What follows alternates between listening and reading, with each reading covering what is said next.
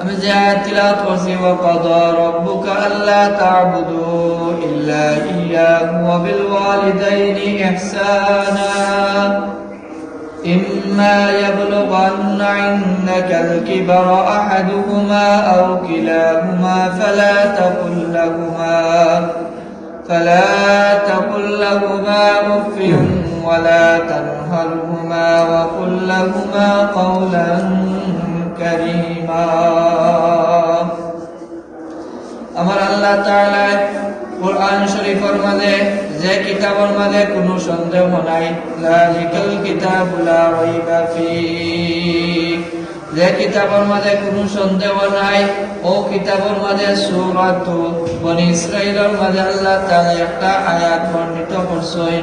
এই আয়াতের মধ্যে কোয়া হয়েছে যে আমি তোমাদের যে পিতামাতা দান করছি, তুমি পিতামাতার লগে এমন ভাবে আচরণ করবা, এমন ভাবে ব্যবহার দেখাইবা, এমন ভাবে তারার লগে ব্যবহার দেখাইবা যাতে তারা জীবনের মাঝে কোনোদিন উফ শব্দ অঙ্কর মাঝে না নয়, উফ শব্দ না। এখানে সাহাবাগণ রাসূল পাক সাল্লাল্লাহু আলাইহি ওয়াসাল্লাম রে সাহাবীগণে প্রশ্ন করলা যে আমরার উপরে আমরার মা বাবার কোনো হক আছে নি?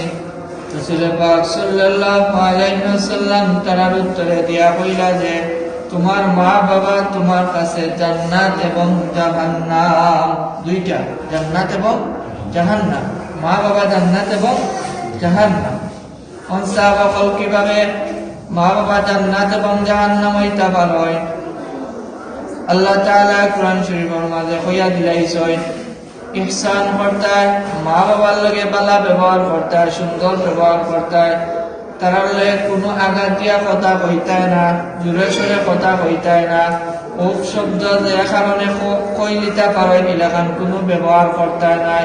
এর কারণে যদি যে ব্যক্তি মা বাবার লগে সুন্দর আচরণ করে দিব, মা বাবা তার উপরে সন্তুষ্ট থাকে দিবা, মা বাবা তার উপরে সন্তুষ্ট থাকে দিবা, এই আচরণের কারণে, এই সন্তুষ্টি থাকার কারণে আল্লাহ তাআলা তারে জান্নাত দান করবা। সুবহানাল্লাহ।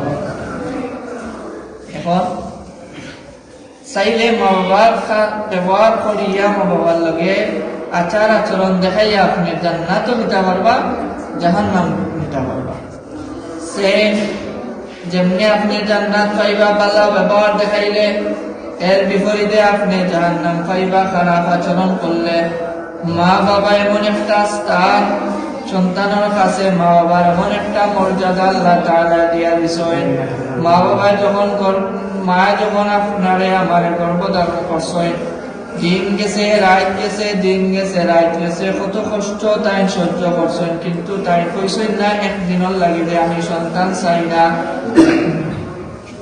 কষ্টগুলা সহ্য করতে তাই পারছই, কারণ তাই এই সন্তানের প্রতি তার মায়া আছিল, ভালোবাসা আছিল, যার কারণে আমরা দুনিয়ায় পুষ্ট হয়েছি। কিন্তু আল্লাহ তাআলা কইয়া দিলা যে কোনো কারণে কোনো দিন তোমার মা বাবার লাগে তুমি খারাপ ব্যবহার করিও না, উফ শব্দ কইলিবা, ইলাকান কোনো আচরণ করিও না।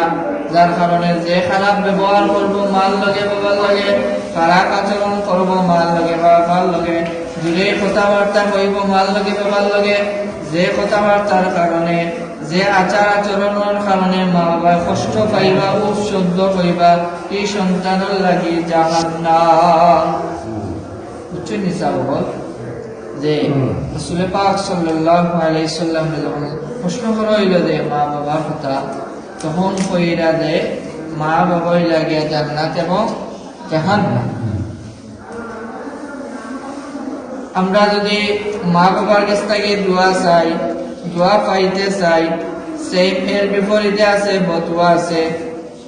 মা বাবা যেমন দোয়া করলে অতি সহজে অতি অল্প সময় আল্লাহ তাআলা এই দোয়াগুলারে কবুল করে, সেই এর বিপরীতে যদি মা বাবা কষ্ট পায়, মা বাবা কষ্ট পাইয়া আল্লাহ তাআলার দরবারে হাত তুলিয়া আপনার লাগি খারাপ কোনো দোয়া করেন, সাথে সাথে হাও দোয়া আল্লাহ তাআলার কাছে পৌঁছে যায়। এর কারণে আমরা যেটা আমার মা বাবার লাগে